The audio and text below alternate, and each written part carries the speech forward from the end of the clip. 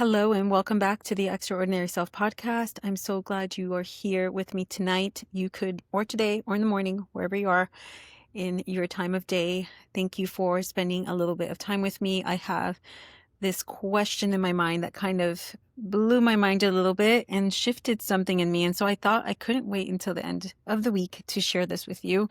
And so here I am. It's a question that maybe will shift things for you. It's the middle of the year. And I have to admit, a lot of times we are hard on ourselves. We are hard on ourselves in regards to our growth and our progress. And we're constantly thinking we're falling short or we could be doing more. And that pressure could be compounding on your shoulders at this point. Maybe you feel like you're behind. Maybe you think you aren't where you're supposed to be, where you imagined you would be by now throughout the year. And so if you are feeling this pressure, I want to introduce this question to you that I think will alleviate some of that pressure and will help you gain a new perspective. At least it did for me. There's something that I feel has shaped most of my life. And when I thought about this idea or this thing that has influenced my life, I thought about the quote I wrote in my high school yearbook. And it says, "Change is inevitable. Growth is optional. Choose wisely." And this was 17-year-old me when I chose this quote. And I don't know, I guess I was onto something because yes, life is all about change, constant change. And that growth is very optional. And ever since then, I feel like I've been chasing growth like it was a finish line that I could actually reach. And if you know anything about life, if you learned enough, we're constantly always chasing horizons. And when you achieve one thing, you then set another goal. And once, I caught on to that and I realized like life is more than just setting these big goals and achieving them, that it's about my presence. It's about who I'm becoming. It's about enjoying the journey and the process. Then that pressure started to alleviate somewhat. And I started to really shift in the way that I thought about accomplishments. For years, I believed that I had to do more, right?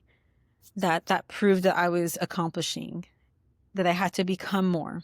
I thought that constant striving was really a virtue until I realized that I was masking fear. Fear of being still, fear of not being enough, fear of the unknown. And what I didn't know then, but I have come to learn now, is that nothing you accomplish will ever make you feel enough if your worth is tied to achievement. Gratitude was a concept that I've known for many years. I've learned it in scripture. I learned it in my home to my parents. But to a certain degree, I felt like because I was constantly chasing the next thing, I wasn't living in the amount of gratitude that I think would have brought me greater peace.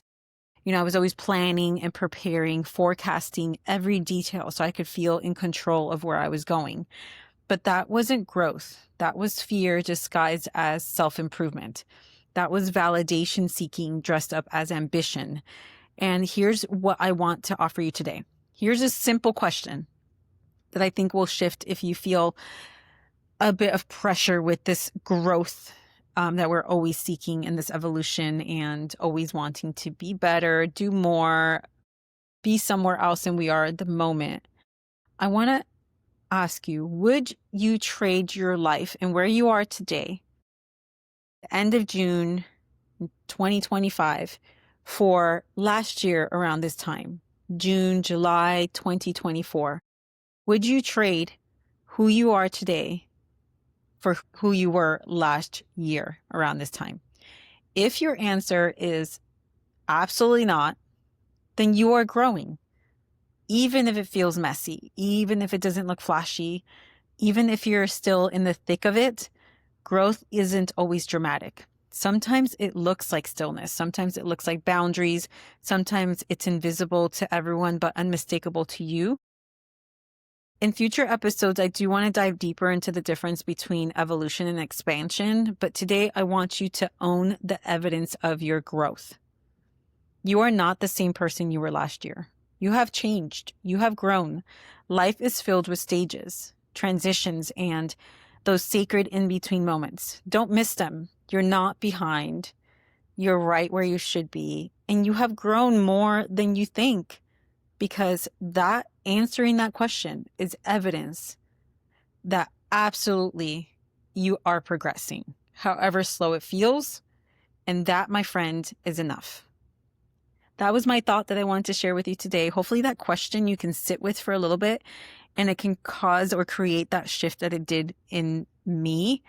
It's powerful. It's a small little thing that you can answer to change your perspective and to know that we are always growing, because it is just in our nature to not want to stay stagnant. Whether we grow at a faster rate or slower rate, or we've achieving the things that we want to, we are growing. And I hope that's enough for you. That's my thought today. Share this with someone that might need this shift as well. Until next time, keep being extraordinary, keep being curious, keep asking questions, and just knowing that you are beautiful, you are loved, and you are a gift to this world. Till next time, my friends.